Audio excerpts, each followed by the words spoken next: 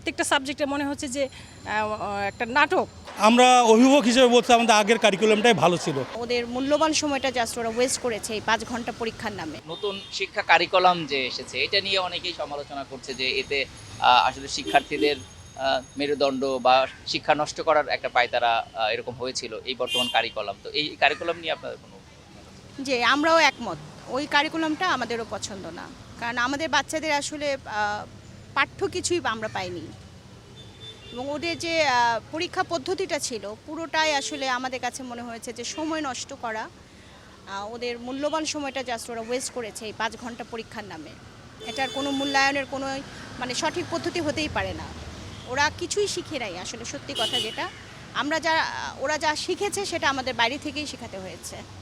এই কারিকুলাম থেকে ওরা তেমন কিছু শিখতে পেরেছে বলে আমি মনে করি না। আমরা চাইবো যেটা আমরা আগেকার যে সিলেবাসটা ছিল সেটা এবং নতুন যদি কোনো পরিবর্তনশীল কোনো কিছু আসে যেটা ওদের জন্য উপযোগী হবে সেই ধরনের কারিকুলাম হোক, কিন্তু এখন যেটা চলছে সেটা আমরা মেনে নিতে চাই না। আগের যে সিলেবাসটা ছিল সেটার পুরোপুরি হুবহু আসুক সেটা আমি চাই না, কিন্তু একটু নতুনত্ব আসুক, ওদের এটা দরকার আছে।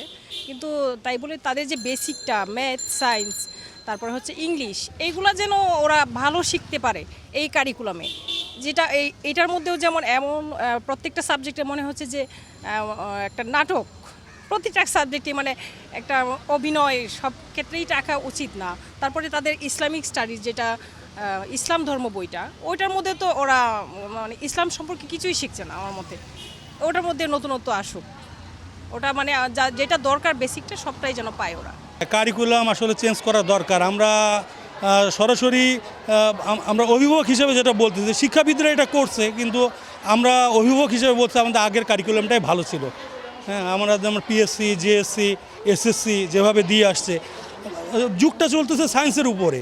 যে সায়েন্সে পড়বে সে সায়েন্সের উপরে সে দখল নিয়ে আন্তর্জাতিক অঙ্কনে সে ফাইট করবে, কিন্তু দেখা যাচ্ছে যে সায়েন্স আর্টস কমার্স সব মিলিয়ে যে কারিকুলাম হচ্ছে, হ্যাঁ, তো যোগ্যতা অর্জন করতে পারে সব সাবজেক্টে। যার যেটা দরকার নেই সে সাবজেক্ট সে অ্যাভয়েড করবে। যে মেডিকেলে পড়বে সে বায়োলজি নিয়ে পড়ুক বা সেটাতে সে জোর দেখ। আর ফিজিক্স কেমিস্ট্রি বায়োলজি যার দরকার নেই সে যে কমার্স নিয়ে পড়বে সে কমার্স নিয়ে পড়ুক, তার তো সায়েন্স দরকার নেই। কিন্তু এই যে সব মিলাই ফেলতেছে, হ্যাঁ, এটা মনে করি না এটা ভবিষ্যতে আমাদের শিশুদের জন্য ভালো হবে, আমাদের সন্তানরা লুজার হবে। জি অবশ্যই অবশ্যই সব কিছু। এই যে সংস্কৃতি, আমরা কি আগে খারাপ ছিলাম? আমরা তো আগে খারাপ ছিলাম না। আমাদের মধ্যে অনেক যোগ্য ব্যক্তি আছে। আমাদের যেমন ডক্টর ইউনূস স্যার আন্তর্জাতিক অঙ্কনে সে সমাদৃত। বাংলাদেশ চিনে না মানুষ ডক্টর ইউনূস সাহেবকে চিনে, গ্রামীণ ব্যাংকে চিনে। আমাদের এখন এরকম নেতৃত্ব আমাদের আসছে। আমরা ভবিষ্যতে চাই যে আমাদের সন্তানরা যোগ্য হোক, তাদের মতো তাদেরকে ফলো করতে পারে, তাদের মতো এগিয়ে যাওয়া, আন্তর্জাতিক অঙ্কনে তারা তাদের যোগ্যতা প্রমাণ রাখতে পারুক।